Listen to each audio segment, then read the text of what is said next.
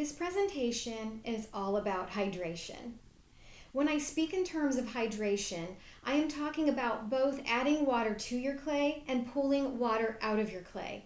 Because there are going to be times that you are going to need to do both. There are going to be times where you're working on the clay and it's just getting too hard, and then there are going to be times that you just can't work with it because it's too wet. This will go over both of those instances. This presentation is broken down into 3 parts. Part 1 is all about the clay that you're actually working with. So if you're working with clay and it's becoming a little bit too hard to still work with, but it still has life left in it, or if the clay in your bag is starting to become a little hard, we will talk about that in part 1. In part 2, we will talk about the actual sculptural or functional work that you're working on. If it starts to become too dry, what do you do to put life back into it? And then part 3, we will talk about how to pull water from your clay. This is going to be better when you are working on the wheel and you have a lot of that really super wet clay, or also how to reclaim your clay to make it new again, or to make it wet and plastic again.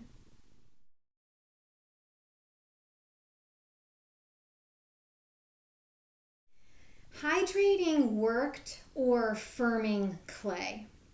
So you're working on your beautiful sculpture or your functional item, and you are cutting areas off or you're pinching things, and you end up with all of these little bits of clay, or clay that you've kind of used, or maybe you screwed up.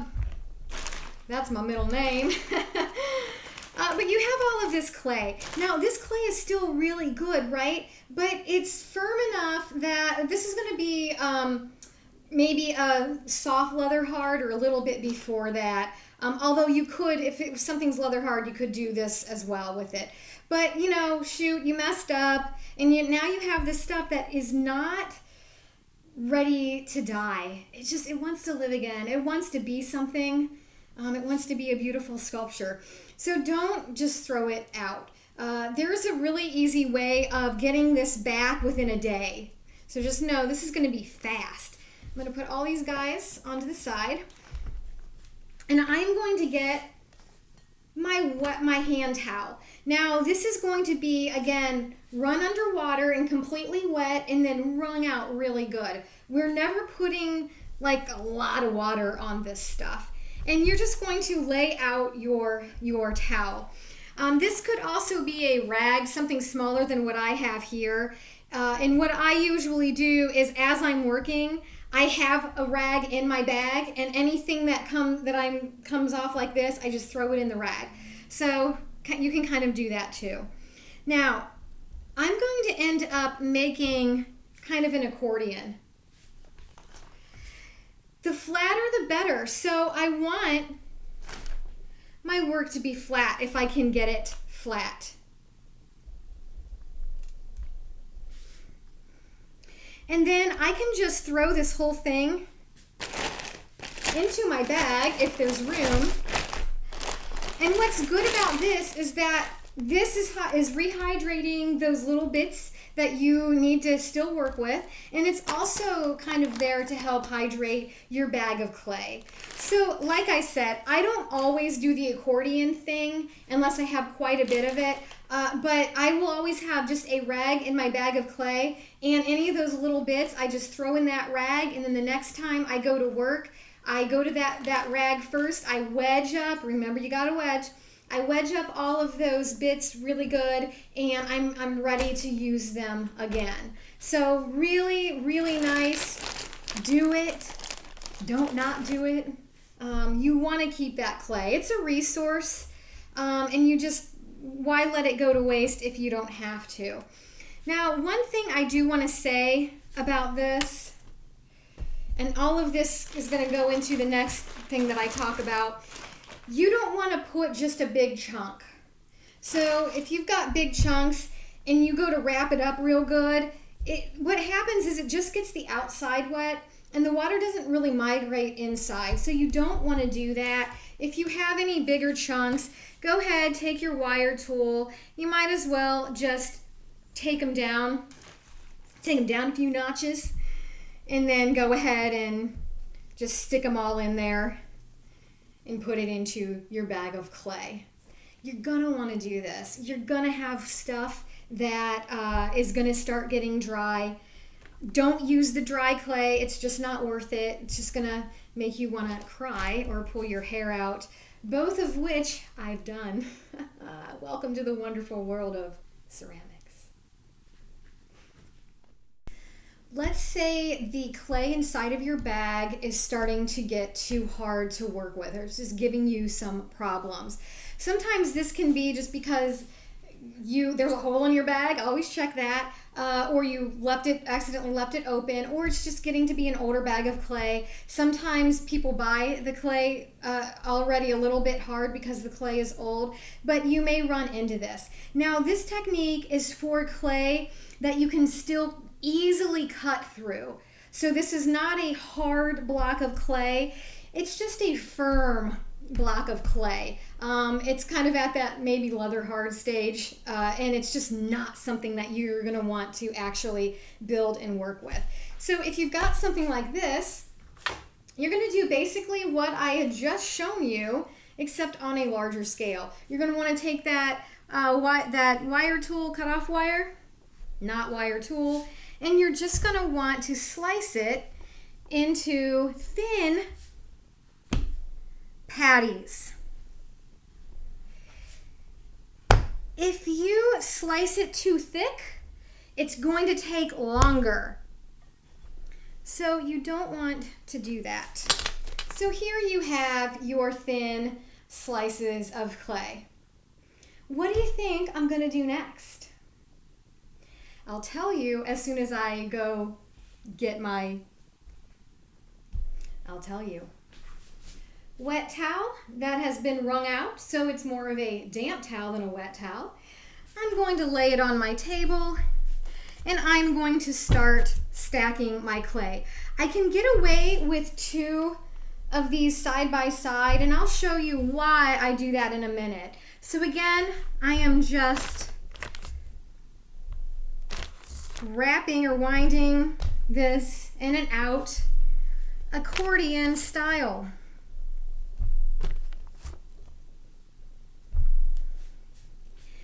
And now I have a little clay package that I can put back into my bag of clay. So this is why I do the 2 on each side, because as you can see, it's going to fit back into my bag of clay really nicely. Now, if yours doesn't, you can always get plastic and wrap it in plastic really well. I'm just going to come in here, put it in my bag of clay, and then sometimes I will even, especially if I went a little overboard and I got a little too much going on, I will go ahead and double it up. So now I know that I've got ultimate hydration going. This is going to take about 2 days, and your clay is going to be ready to go. Now, of course, that's going to depend on how wet your towel was and how wet your clay was, but this is a really quick way of getting your bagged clay back in action.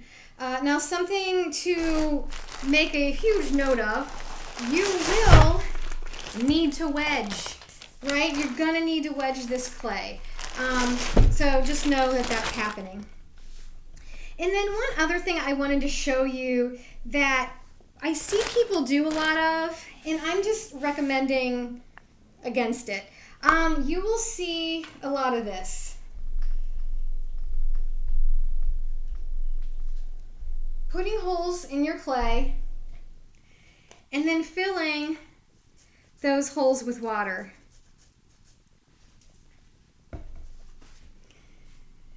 With the intention that that water is going to pool into your clay.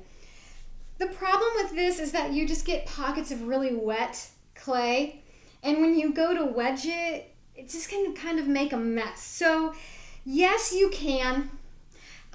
People do it. People do it all day long. But if you've got a few days, I just recommend doing the wet towel accordion dealio. One more thing I want to mention before you go through this process. Clay has what is called, I don't know if it has thixotropic. It is thixotropic. Gosh, I hope that's the right, I'm losing my mind a little bit. Thixotropic, I believe that's how it is. And basically what that means is that it is stiff until you beat it around and then it becomes more malleable. It's because the molecules in it need to kind of be caressed a little bit, and the water in the clay needs to be pulled out from this center. So before you go through this, take your bag of clay and just drop it on the floor a few times. This is especially true for like a B-mix clay, which is a porcelaneous stoneware, or a porcelain. Porcelains are extremely thixotropic. I don't know, that seems wrong. I'll look it up and I'll make sure I put it on the side here, what that word actually is. But porcelains are very much thixotropic. And you really have to bang those around a little bit. But it's amazing how a few bangs on the ground really make it nice again. So don't be fooled. Go ahead and do that first. And then you'll know, especially if you're actually using your clay, you're going to know if you need to do it or not.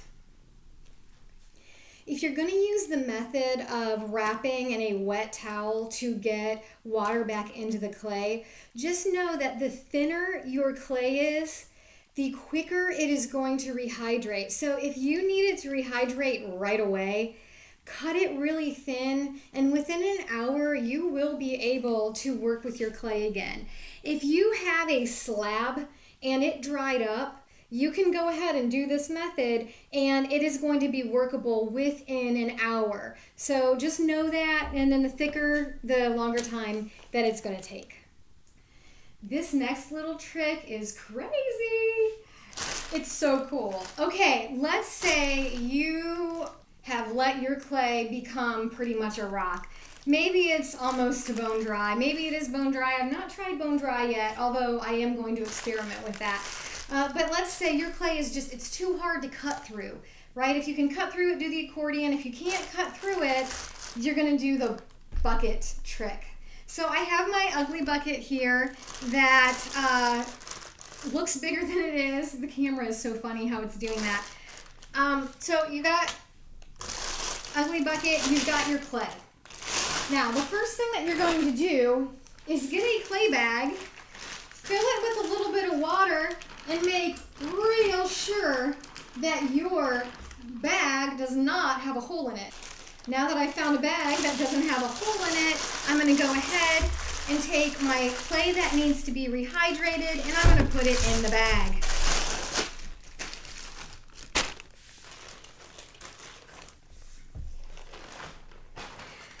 I see people struggle a lot with trying to get their clay back into a bag.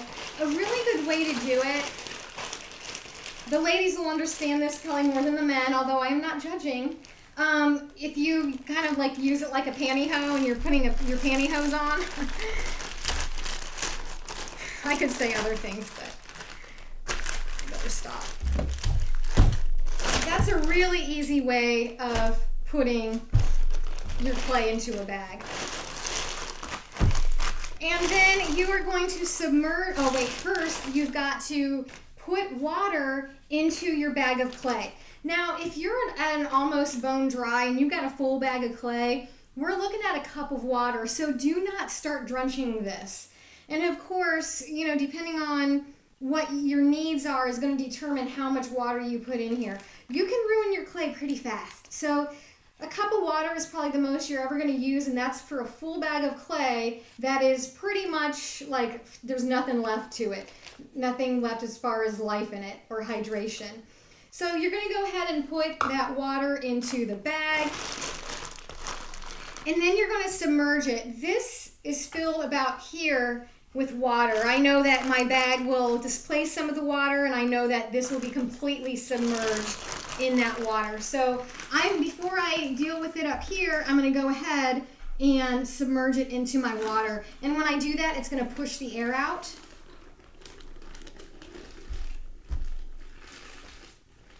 I want to make sure that all the air is completely out. And then, as you can imagine, I'm going to twist it and I'm going to bind it so that no air gets in.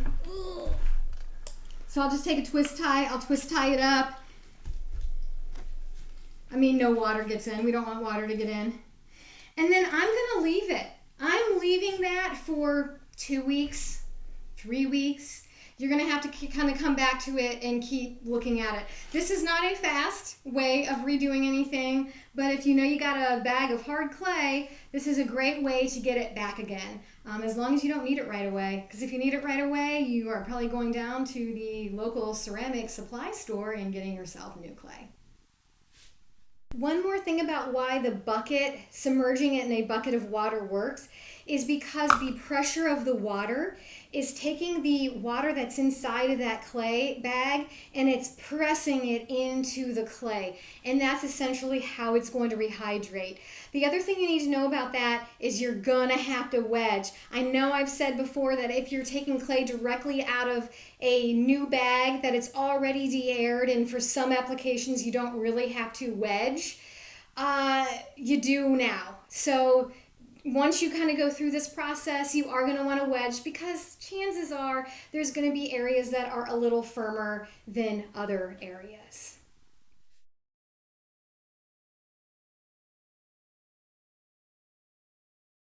Rehydrating your work. Let's say you are working on something and it starts to dry out too much. You should be spraying with a spray bottle while you're working on it. So get into the habit of doing that, because there is going to be a point that once it starts to firm up, it's going to feel like it's firming up really fast. So always spray down while you're working. But there are instances where you have to leave it for too long, or you work under an air condition, or you leave it outside accidentally and you live in Arizona. Your work is going to start to firm up really fast. So in order to keep it hydrated, there are a few tricks. The one thing that sometimes people will do is take a wrung out wet towel. So this has been put under water and it's been wrung out really good.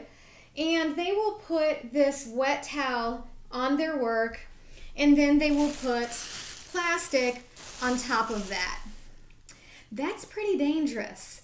You can get away with that if you are babying it and you don't leave it for hours at a time. But for the most part, you really don't want to do something like that. I had a student who knew he wasn't going to get to his work for a week. He made this beautiful bust, and he put a wet rag right up against this. And when he came back a week later, it had completely fallen apart. So if you think about building with slip, that's essentially what you're doing. Slip has no structure. When you start to break your clay down, it gets too wet and then it can't hold together. So a wet rag on your work is just not the right way to go about it. Now, sometimes if you're coiling a pot or you need to add an addition to an area, you could come in here and maybe just where you need to add onto, you could go ahead and try to dampen that area up.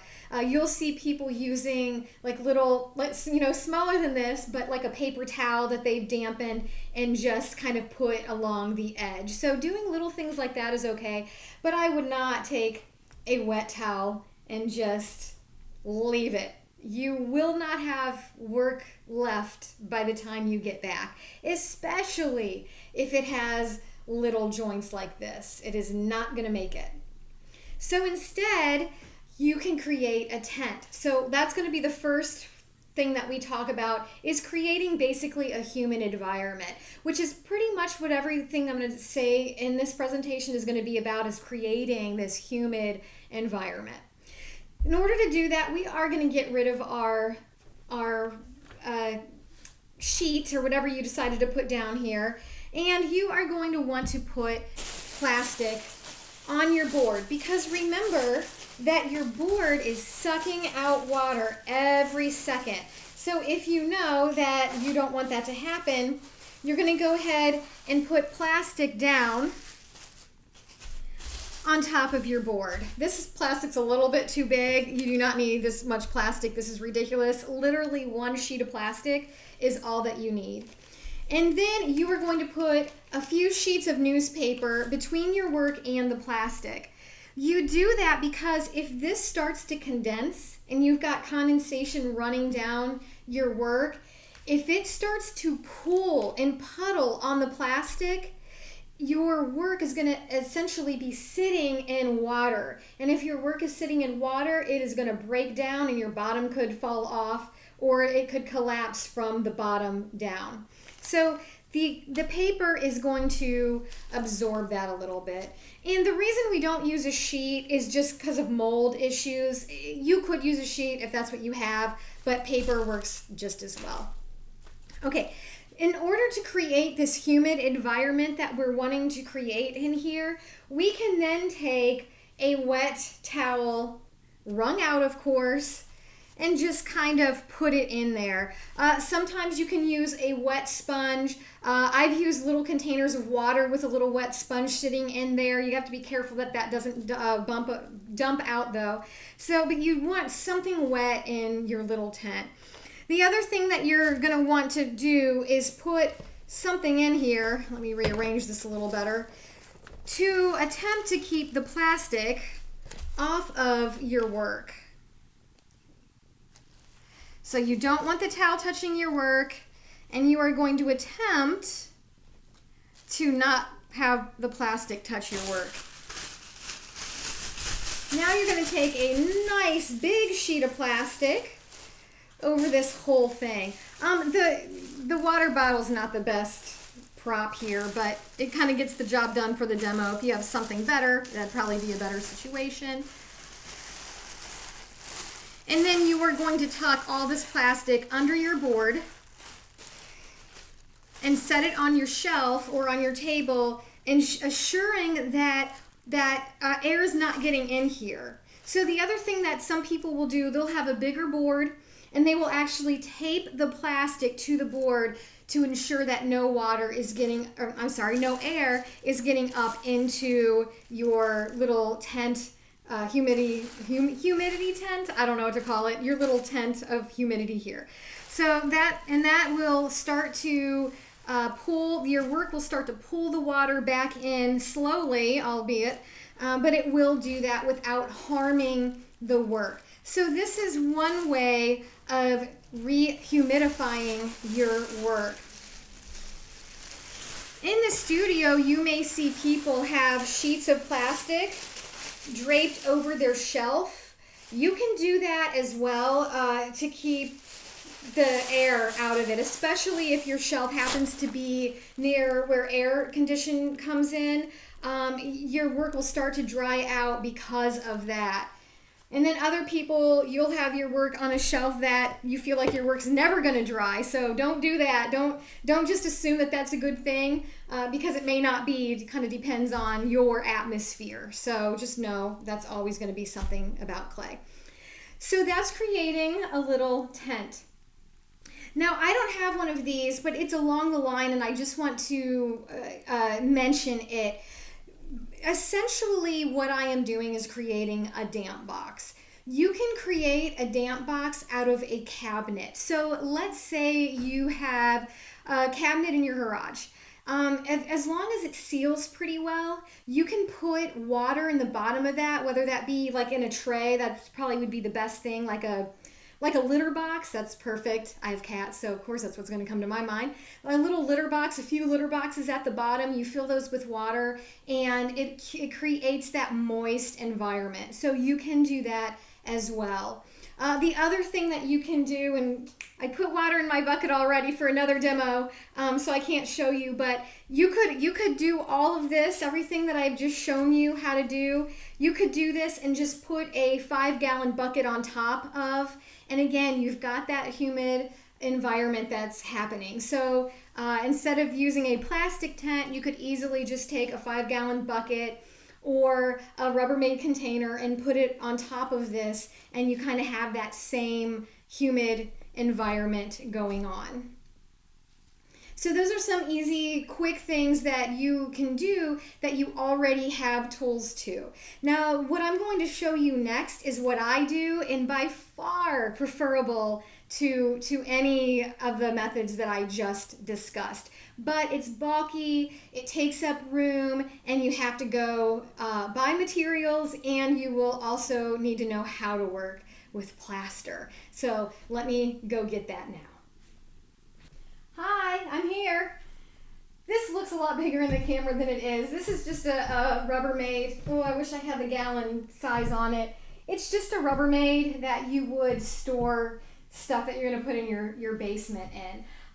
You want something big enough that your work can actually fit in. If you know you're making small scale stuff, then you can get a much smaller bit than this. Now, what I have to say about this is that it's heavy and bulky, and that is definitely the problem with having a Rubbermaid container. So what I've done here, I'm going to take out my work that's in here, and show you what is happening. So this is a plaster slab.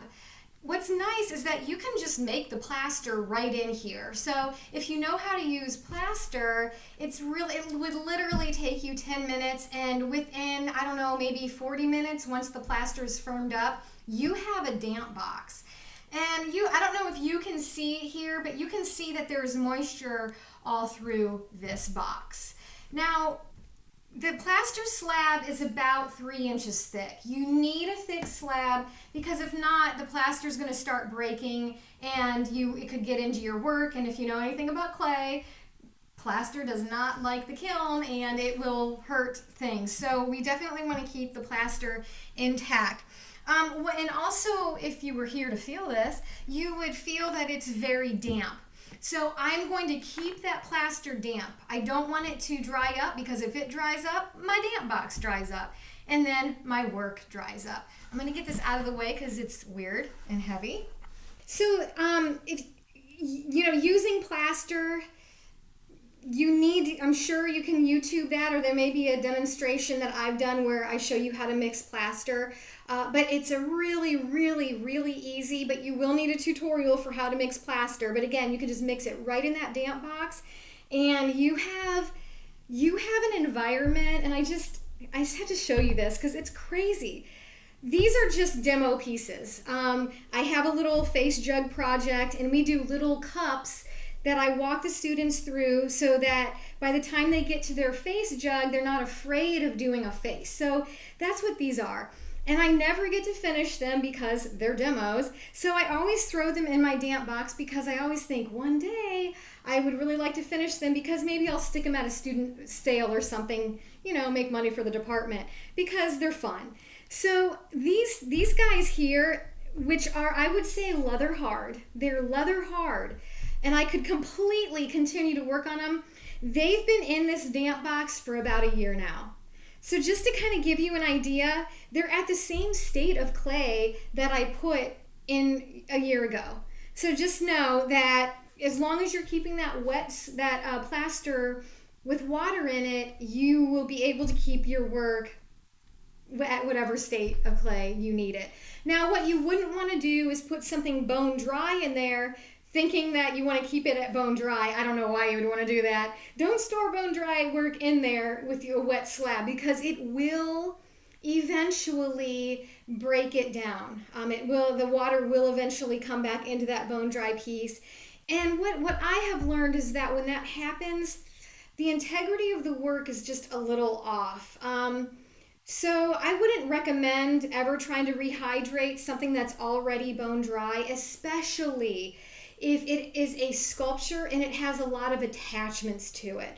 Because it's those attachments or those additions, it's those seams that end up getting a little bit scary. The integrity of them breaks down a little bit. So if you have something like a a thrown bowl that you let get too dry, but you want to trim it and finish it, something like that, you could absolutely put into a damp box and have no problems going through those processes. It's mostly the sculpture, and of course, the more complex your sculpture is, the worse it is when you use the damp box. But if you're getting into ceramics and you just love clay, I would highly, highly recommend having one of these handy.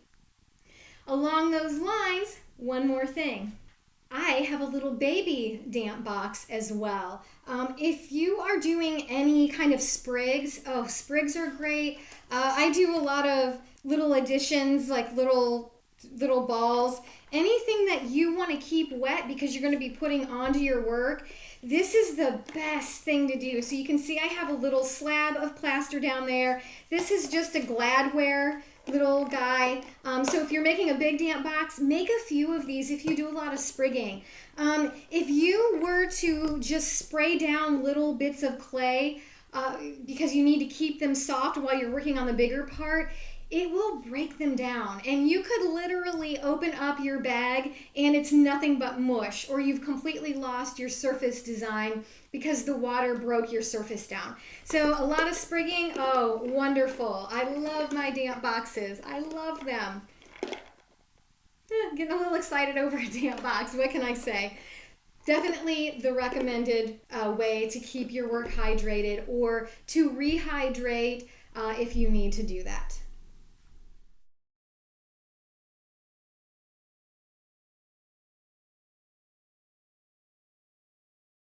What do you do if your clay is too wet to work with?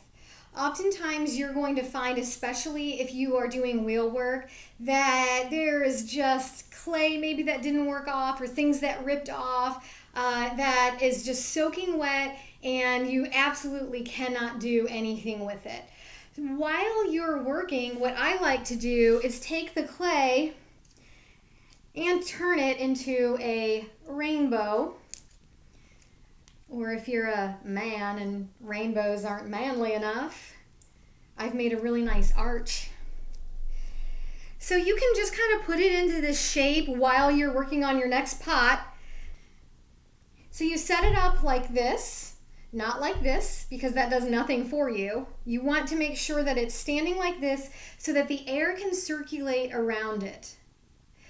This is really good for, you just threw a pot and it didn't work out and you're going to be throwing pots for the next 3 hours. Because I guarantee in 3 hours, this is going to be firm enough that you can go ahead and just wedge it and use it again next time. Again, this is going to have to be wedged really good, so don't forget about wedging. Another option for clay that's too wet is to take a plaster slab and press it thinly onto the plaster slab. So this should be no more than an inch thick. If you just take it and throw a huge ball, it's not going to work. But if you go ahead and you press it down to about an inch thick, the plaster is going to draw that water out really, really fast. So again, if you happen to be in a studio situation, sometimes studios will have little plaster slabs near the wheels. That's what they're there for. It's to press your clay and get the water out. Again, this is really only going to be a good method if you're at the beginning of your throwing day or your working day and you know that you have a few hours to actually do this.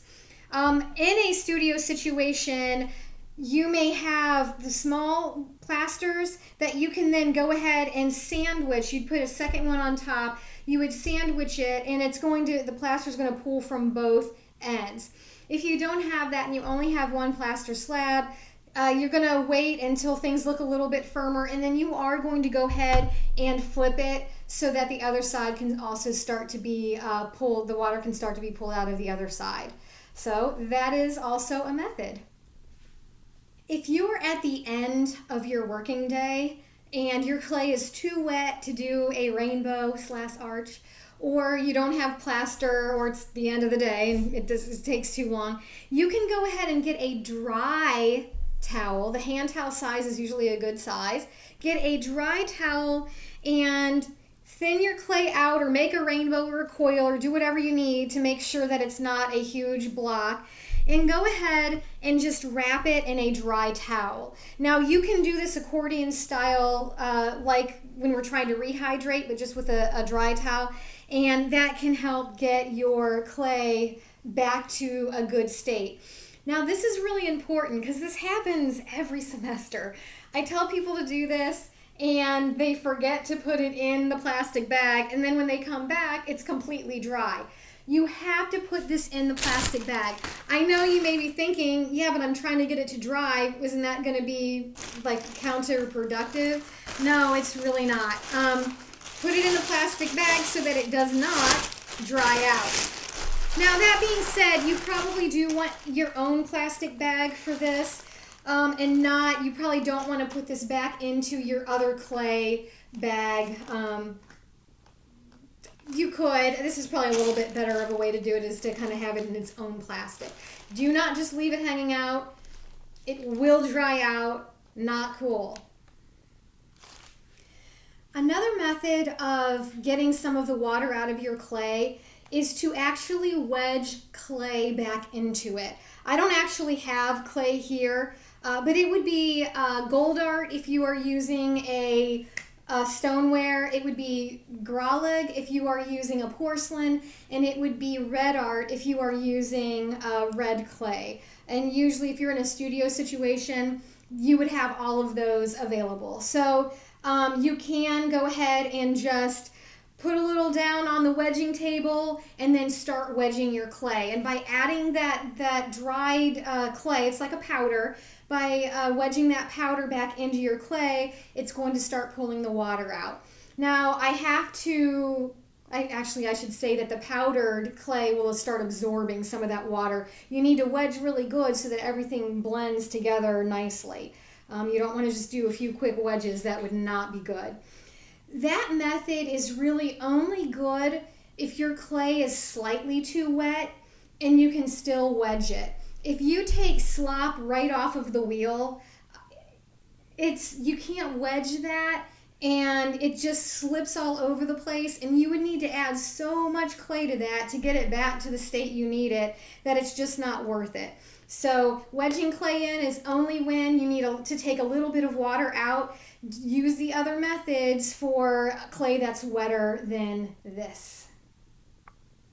Another thing to note while I have my handy plaster slab out, if you have slabs and you want to start working on them quickly, you can go ahead, roll your slab out, and you can rest it on a plaster slab. That's going to suck the water out really fast. This also goes for if you are making a form from a plaster mold.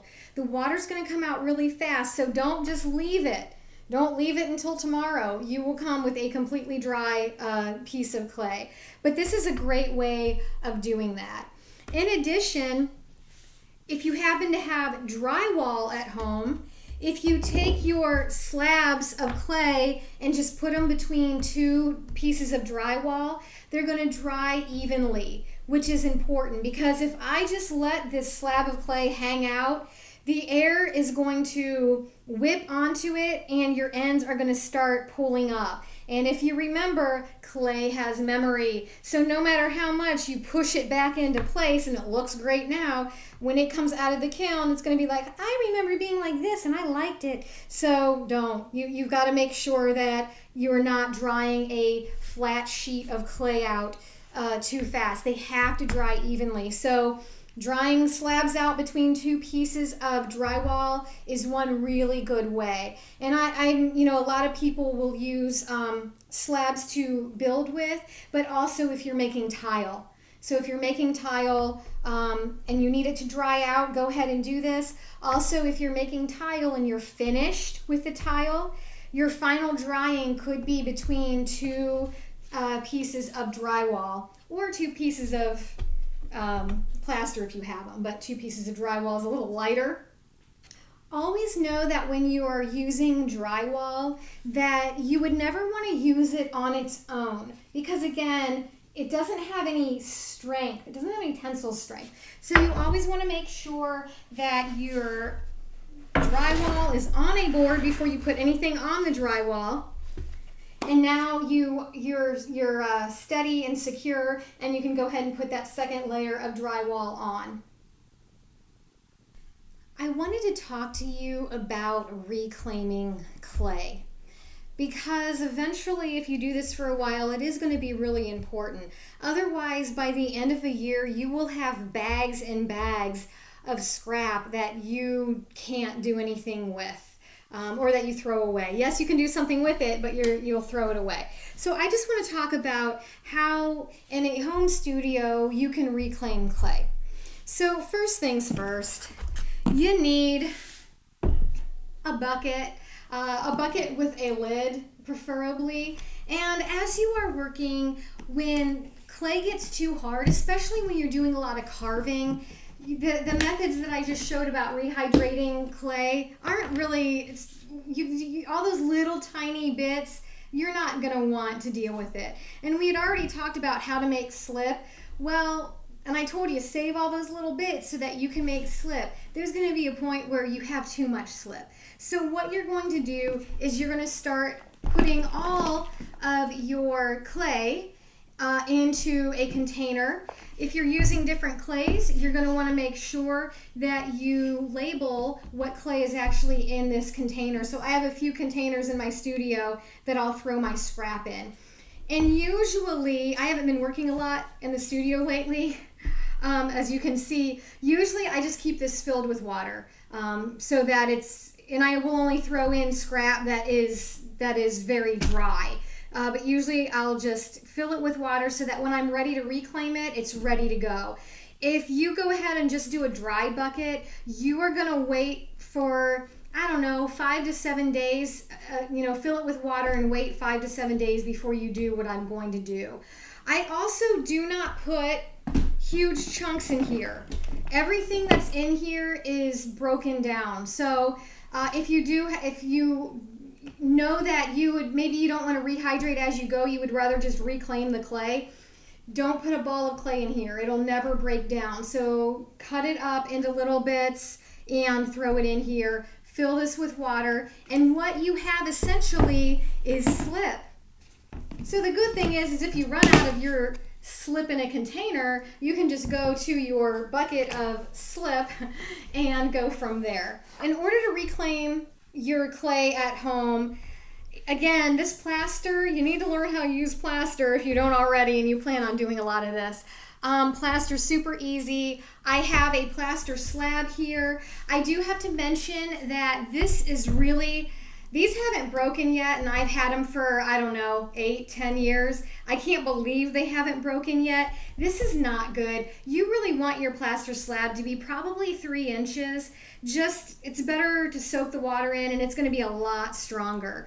I do have to say, though, once I have plaster on here, I don't move it, right? Because I'm afraid if I pull it up, the plaster will be too weak and it'll just break. So this plaster slab was put in the bottom of a Rubbermaid drawer. I mixed it up in the drawer, and when it completely dried, it popped right out. So you just have to make sure that you don't have any undercuts.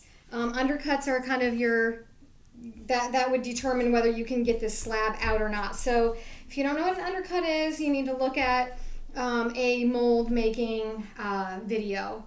So nice and easy. I've got my slab. And then this is the slip that I made. This would be in my big bucket, and I would have handfuls of this. This is going to be a little bit small production here, but it tells you kind of what needs to happen. So you can see I just have wet clay in there, or slip.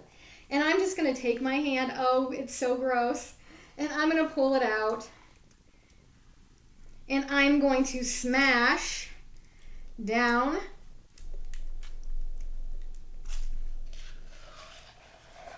on my plaster.